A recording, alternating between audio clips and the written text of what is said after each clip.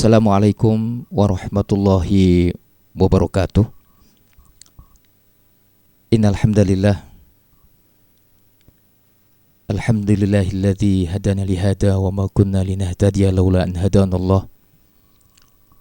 Asyhadu an la ilaha illallah wahdahu la syarikalah wa anna Muhammadan abduhu wa rasuluh la nabiyya ba'dah. Allahumma sholli ala sayyidina wa habibina Muhammad sallallahu alaihi wasallam wa ala alihi wa ashabihi wa man tabi'ahu ila yaumiddin. Amma ba'du. Para jamaah pengajian Ahad pagi Pondok Pesantren Ihsanul Fikri Pabelan Mungkit, Magelang, Jawa Tengah, dimanapun Bapak Ibu, saudara-saudari sekalian berada, dengan untaian doa dari hati lubuk yang paling dalam, semoga kita semuanya selalu tetap sehat walafiat lahir batin, walaupun dalam suasana pandemi kita tetap happy, walaupun keadaan juga serba terbatas. Namun bukan berarti iman, kesabaran, dan kesyukuran kita terbatas.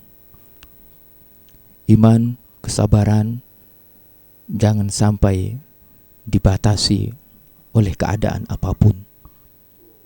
Selagi nyawa masih dikandung badan, maka wajib bagi kita sebagai orang mukmin untuk mensyukuri segala kenikmatan yang ada. Dan pada 2 hari ini, karena himbauan pemerintah daerah, terkhusus Kabupaten Jawa Tengah, agar kita tetap berada di dalam rumah,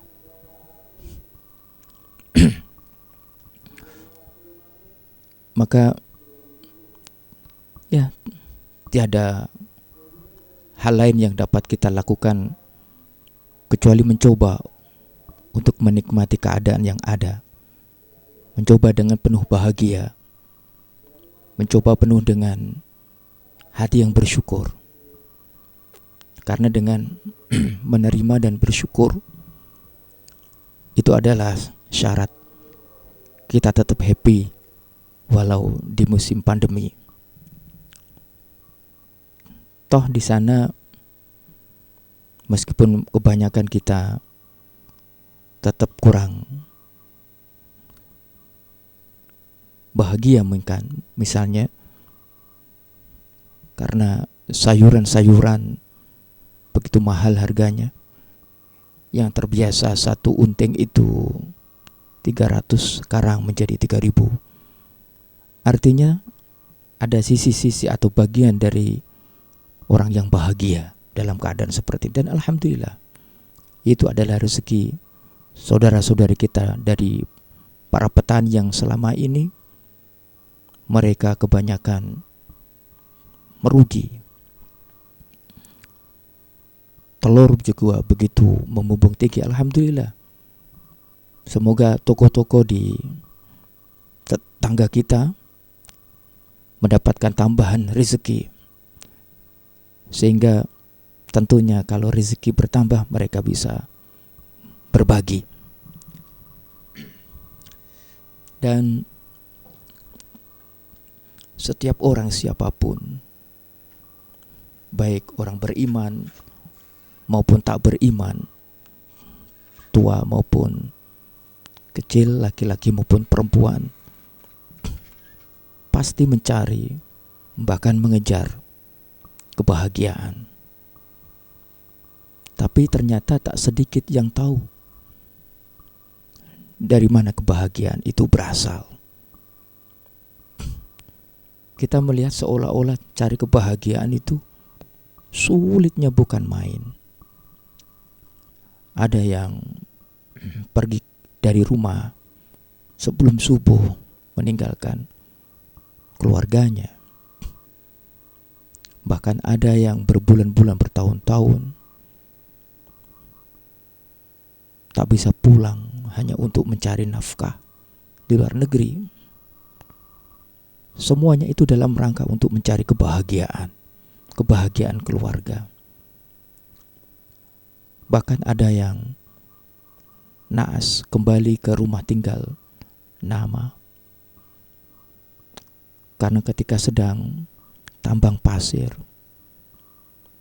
di sungai-sungai dekat Merapi sana, atau jalur sungai Merapi, Pabelan diantaranya, tanah longsor secara tiba-tiba. Padahal pendapatan tak seberapa, itu juga dalam rangka mencari kebahagiaan. Dan namun kebahagiaan ternyata itu adalah bukan satu-satunya tujuan. Karena tujuan kita bukan bahagia, tapi tujuan kita adalah mendapatkan ridho dari Allah yang Maha Kuasa. Nah, untuk mendapatkan ridho dari Allah Subhanahu wa Ta'ala, kita menggunakan kendaraan yang namanya bahagia. Maka ketika orang bahagia dengan arti yang sesungguhnya, maka ia bisa membahagiakan orang lain. Saat ini saudara-saudariku yang dirahmati oleh Allah, hujan terus turun dari langit tak henti-hentinya. Bisa dipastikan setiap hari pasti gerimis. Bahkan terkadang hujan begitu lebatnya. Lalu apa yang harus kita lakukan? Apakah kita harus mengeluh? Udan terus. Kapan panasnya? Gak ada pakaian yang kering, anakku cilik, popoknya basah semuanya. Maka di saat hujan carilah pelangi. Tunggulah pelangi. Karena pelangi itu akan hadir pasti setelah hujan itu reda. Kita tidak bisa menghentikan hujan. Siapa yang mampu menghentikan hujan? Hanya Allah. Artinya ya kita terima dengan menikmati yang ada, dengan berdoa, ya Allah, jadikanlah hujan ini penuh dengan keberkahan. Tapi di situ kita selalu menanti, pasti ada pelangi yang datang. Dan indah loh. Apalagi bisa menikmati dengan anak-anak kita. Nah itu nak, pelangi di sana warna-warni. Yuk kita nyanyi bareng-bareng. Pelangi, pelangi, alangkah indahmu. Ternyata bahagia itu sederhana seperti itu. Melihat pelangi di langit sana, dan gratis toh, di halaman rumah. Kalau tidak bisa karena halaman rumah kita ketutupan tembok, tetangga dan sebagainya, pergilah sejenak ke tanah lapang, ke sawah. Becek Ustaz, ya sambil mengenang masa lalu waktu kecil bersama anak-anak kita lah. Saat gelap malam, carilah bintang, pasti ada. Karena bintang, rembulan itu hanya ada di waktu malam. Siapa yang mencari bintang dan bulan di waktu siang, sampai kiamat enggak akan mendapatkan. Artinya dari sisi-sisi sesuatu yang sifatnya itu tidak enak, kurang, gelap, pasti ada sisi-sisi yang baik, sisi-sisi yang indah, yang bisa menerangi kegalauan diri kita atas suasana yang ada. Saudara-saudariku yang dirahmati oleh Allah Subhanahu wa Ta'ala, andaikan tanpa malam, tanpa gelap, rembulan itu tidak akan pernah nampak begitu indahnya. Hanya karena sebab ada gelap lah rembulan begitu nampak menawan. Artinya kita bisa menikmati hidup ini terkadang juga harus diri kita, kehidupan kita dilingkari, diselimuti oleh kekecewaan, kekhawatiran. Maka di situ letak sebuah pengharapan dan doa kita kepada Allah Jalla Jalaluhu. Dan dalam kondisi seperti ini, ya semoga saja pandemi ini segera berakhirlah. Kalau toh tidak, maka yang perlu kita kuatkan adalah iman, syukur, sabar itu sendiri. Nah, apapun yang kita miliki, kita sukai, kita menyukai apa yang kita miliki, maka berarti kita memiliki semua apa yang kita butuhkan. Karena terkadang sifat manusia adalah ketika ia tidak memiliki, ia berusaha untuk memiliki. Tapi kalau sudah dimiliki, rasa inginnya itu hilang. Sehingga dia ingin memiliki yang lainnya lagi. Dulu sebelum, contoh saya, konkret saya ini ya, hanya punya motor itu pinjaman. Motor Honda Star. Yang sering kalau saya gas, itu nggak mau balik. Tak gas buanter ternyata nggak mau, gasnya nggak mau balik, jadi kencang terus. Akhirnya saya tabrakkan buat gedang itu, ya tetap sakit lah, benjol saya. Daripada nabrak orang atau nabrak pohonan yang keras, mendingan ya, pohon pisang. Maka dalam hati, punya motor, alhamdulillah bisa beli motor Karisma second. Dan motor Karisma second pernah saya buat antar untuk anak-anak sekolah. Tiba-tiba knalpotnya itu ucul. Tang tang tang tang tang tang tang tang tang tang tang. Saya malu, tapi anak saya bahagia karena seperti orang karnaval katanya. Tang tang tang tang. Orang-orang melihat, fokus kepada kami itu. Itu ustadznya pagi-pagi karnaval ya. Dalam hati, ya Allah, semoga bisa membeli yang lebih baik. Maka bisa membeli Vario. Tapi ketika sudah membeli Vario itu rasanya biasa saja. Sebelum memiliki, ya kita ingin memiliki. Tapi setelah memiliki, itu hampa rasanya. Dan ingin memiliki apa yang dimiliki oleh orang lain. Wah, punya mobil ya enak. Kayak begitu. Sudah punya mobil Karimun, sajane ya enak. Tapi lebih enak sepeda motor. Kenapa? Kalau sepeda motor itu kita pasti dapat pahala kok, goncengan dengan istri. Istri pasti jok Vario itu kan begini dari atas langsung set dengan sendirinya. Kalau naik itu langsung gitu kok. Apalagi kalau nanjak ke daerah Candi Mulyo gitu, mesra men. Bukankah ketika tangan suami istri itu berpebangan, maka dosa-dosanya yang dilakukan oleh jari-jari ini gugur? Itu berarti kan. Tapi kalau naik mobil, bagaimana? Apa yang dipegang oleh istri kita? Bukan tangan kita, apa malah? Gitu loh, pegangan besi itu loh. Mau pegang tangan kita repot, nggak bisa kopling men, nabrak malah ya. Belum cukup Karimun, anak banyak, pengen yang lain. Artinya ketika kita menyukai apa yang kita miliki, ya, menerima apa yang kita miliki, berarti kita memiliki semua yang kita butuhkan. Terkadang kan apa yang kita ingin kita miliki kan sesuatu yang tidak kita butuhkan. Itu yang membuat kita itu tidak bahagia, kawan. Dan untuk kita bahagia, sekali lagi dalam prinsip Islam itu sangat simpel, sederhana. Tabassumuka fi wajhi akhika shadaqah. Lalu senyum saja yang kita berikan kepada teman, saudara, itu sedekah kok.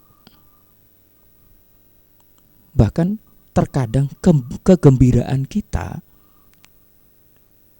hati kita gembira ya, bahagia karena kita menerima, menyukai apa yang kita miliki, itu adalah sumber senyuman. Tapi terkadang senyuman itu bisa menjadi sumber kegembiraan. Bukan berarti kita harus gembira, bahagia baru tersenyum. Tidak. Maka tersenyumlah, maka kita pasti akan bahagia. Karena ketika kita membahagiakan orang lain, kita pasti akan dibahagiakan oleh orang lain.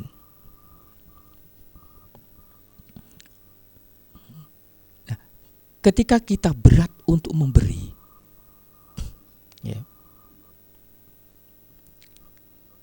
ketika kita berat untuk memberi, kita menggunakan kalkulasi untung rugi. Kita lupa bahwa semua apa yang kita miliki ini adalah titipan dari Sang Ilahi. Apa? Hakikat dunia ini kan pasti akan kita tinggalkan. Kita akan ditinggalkan dan meninggalkan. Karena semuanya ini adalah titipan. Lillahi ma fis samawati wal ardh. Hanya milik Allah segala apa yang di muka bumi ini dan di langit, bahkan antara bumi dan langit, hanya milik Allah. Dan kita semuanya kan ingin kaya, mobil mewah, rumah megah. Tapi kita tidak sadar bahwa kita bisa hidup seperti ini. Itu adalah sebuah kekayaan. Oh, corona terus. Pandemi malah kon omang pedusku mati piye. Memang keadaannya seperti ini. Dan sadarilah bahwa ketika kita bisa duduk santai, menghirup udara dengan bebas, bahkan bisa mencicipi gedang goreng, bahkan terkadang kita agak mangkel ketika ada orang kentut, tut, bau, ambune. Loh, ketika kita bisa merasakan bau, berarti kita tuh sehat loh.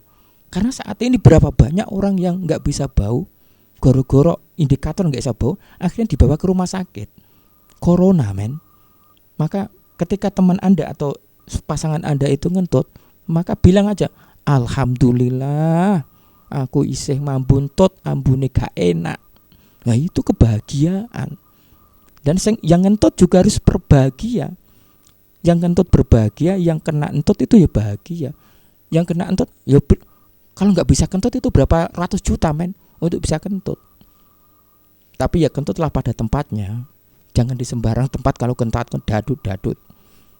Itu bahaya. Artinya kita kehidupan seperti ini, terusnya Bapak Ibu yang bisa menonton kajian ini adalah suatu kekayaan yang sangat luar biasa loh. Cobalah kita melihat apa yang ada pada diri kita, apa yang kita miliki, apa yang di sekitar kita. Ini adalah sebuah kekayaan. Artinya biarlah sesuatu takdir itu terjadi di luar sana. Yang terpenting hati ini, iman tetap, syukur, sabar itu bertambah. Karena kalau tidak memiliki seperti itu, lalu dengan cara apakah kita bisa bahagia? Allah sendiri berkali-kali saya sampaikan, mengatakan kepada kita, memfirmankan kepada kita semuanya, wasta'inu bis-sabri was-shalah. Kalau kau mendapatkan musibah, ujian, maka minta tolonglah kepada Allah dengan lantaran bersabar dan sholat. Wa may yashkur fa innama yashkuru li nafsi. Dan barang siapa yang mensyukuri kenikmatan, mencintai apa yang dimiliki, maka sesungguhnya orang tersebut adalah telah menyulam kebahagiaan.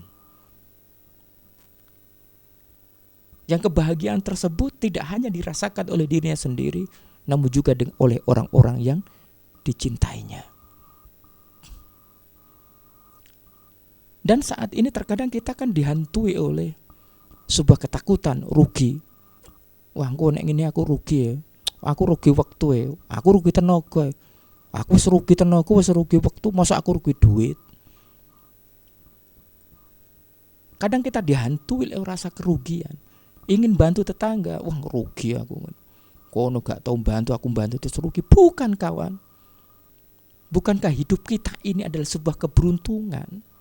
Karena anugerah Allah, karena fadilah Allah. Bifadlillahi wa birahmatihi falyafrahu. Ya, kita bisa seperti ini, kita bahagia seperti ini. Itu disebabkan anugerah Allah. Karena berapa banyak saudara-saudara kita yang sama dengan kita, yang memiliki rumah seperti kita, tapi rumahnya hancur. Yang memiliki anak seperti kita, tapi anaknya sudah mati. Tapi kita masih bisa seperti ini. Ini adalah anugerah Allah. Makanya ketika ada waktu untuk membantu orang lain, berbagi kepada orang lain, tinggalkan itu kalkulasi rugi untung. Yang ada adalah keberuntungan. Karena hidup ini yang kita rasakan ini adalah sebuah keberuntungan dari Allah Subhanahu wa ta'ala. Teringat apa yang disampaikan oleh gubernur Mesir,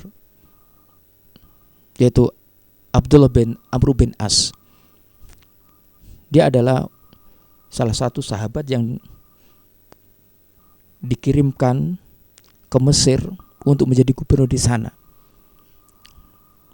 Dan ada sebuah masjid yang bernama Masjid Amr bin As untuk mengabadikan perjuangan dan pengorbanan beliau di Mesir.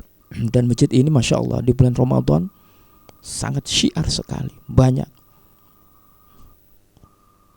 orang-orang yang di sana, lebih-lebih iktikaf di 10 hari terakhir. Dulu pada waktu masih di sana ada suatu kebanggaan bisa iktikaf 10 hari di Masjid Amr bin As sana. Beliau mengatakan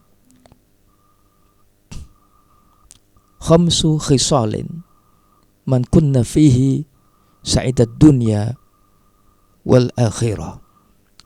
Ada 5 hal, 5 perkara.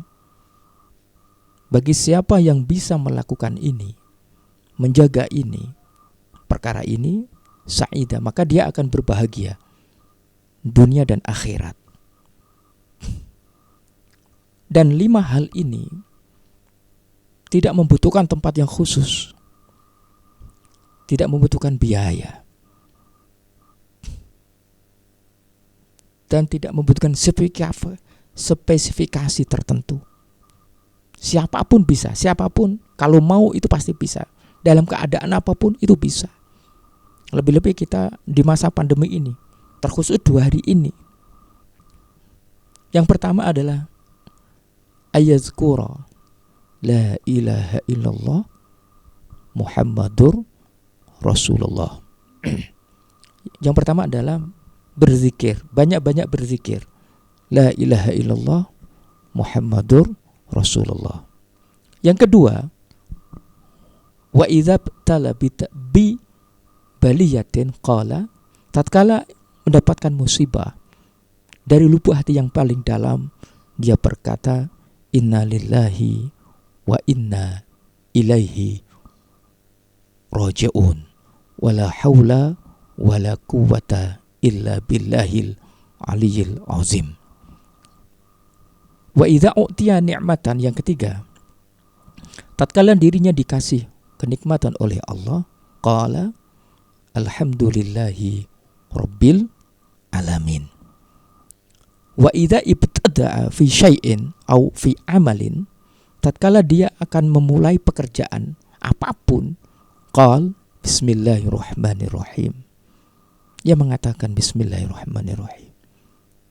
Yang kelima, wa idza afrata minhu dzamban, tatkala dia melakukan satu dosa perbuatan yang dilarang oleh Allah, qala astaghfirullahal azim wa atubu ilaih. Dia mengucapkan istighfar Astaghfirullahalazim. Kita akan mencoba untuk mengkupas satu demi satu. Yang pertama adalah ayazkura la ilaha illallah. Kalimat la ilaha illallah adalah kebaikan yang paling utama. Bahkan ia termasuk zikir yang paling utama. Fa'alam afdal zikri fa'alam annahu la ilaha illallah. Sebaik-baiknya zikir adalah la ilaha illallah. Miftahul jannah la ilaha illallah. Pintu surga adalah la ilaha illallah. Artinya Bapak Ibu, saudara-saudara sekalian, saat ini mungkin kita banyak sisi kosongnya, maka isilah kekosongan tersebut dengan zikir-zikir. Di antaranya adalah afdhalul zikri la ilaha illallah. Abu Dzar pernah berkata kepada Rasulullah, "Ya Rasulullah, kalimni bi'amalin yuqarribuni minal jannah wa yuba'iduni minan nar." Ya Rasulullah, nasihatilah saya, tunjukkanlah saya dengan sebuah satu amalan yang mendekatkan diri ini ke surga dan menjauhkan diri ini dari api neraka. Qala, Rasulullah menjawab, "Idza amalta sayyi'atan fa'mal hasanatan." Tatkala engkau melakukan satu kejelekan, maka bersegeralah untuk melakukan satu kebaikan pula. Fa innaha asyra amsalihha, karena satu kebaikan itu pahalanya dilipatkan menjadi 10 kebaikan. Qultu ya Rasulullah, la ilaha illallah minal hasanat. Kemudian Abu Dzar bertanya lagi, ya Rasulullah, apakah kalimat la ilaha illallah itu bagian dari sebuah kebaikan? Qala hiya ahsanul hasanat. Rasulullah menjawab, dia adalah sebaik-baiknya kebaikan. Wahiyya tamhuz dzunub wal khataya. Kalimat la ilaha illallah bisa melebur dosa dan kesalahan. Simple, bisa dilakukan oleh siapapun, dimanapun, tidak membutuhkan biaya atau kondisi tertentu. Tidak usah harus dalam keadaan suci, artinya tidak berhadas, tapi dengan sepenuh hati kesadaran la ilaha illallah termasuk kebaikan, dan dengan kebaikan ini tamhul dzunub wal khataya. Dan ketika kita ditimpa musibah,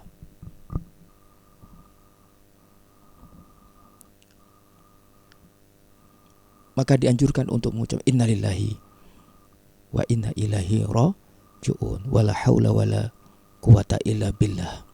Hauqalah la haula wala quwata illa billah. Ada sebuah hadis yang menjelaskan tentang ini, diriwayatkan oleh Abu Musa radhiyallahu anhu, qala li Rasulullah Rasulullah bersabda kepadaku sallallahu alaihi wasallam, ala adulluka ala kanzin min khunuzil jannah. Apakah engkau ingin aku tunjukkan gudang dari surga? Fakultu bala ya Rasulullah. Inggih, saya mau ya Rasulullah. Qala Rasulullah sallallahu alaihi wasallam, la haula wala quwata illa billah. Bacalah, berzikirlah, la haula wala quwata illa billah. Hadis muttafaq alaih. Faedah hadis ini adalah kita diminta untuk memperbanyak kalimat la haula wala quwata illa billah. Tidak ada daya dan kekuatan kecuali dengan izin Allah. Sehingga dengan kata-kata yang seperti ini kita telah memiliki tabungan-tabungan di akhirat kelak. Para Bapak Ibu yang dirahmati oleh Allah, dan yang terakhir adalah istighfar. Masya Allah, wallahi inni la astaghfirullahal azim wa atubu ilaihi fi kulli yawmin 70 marrah.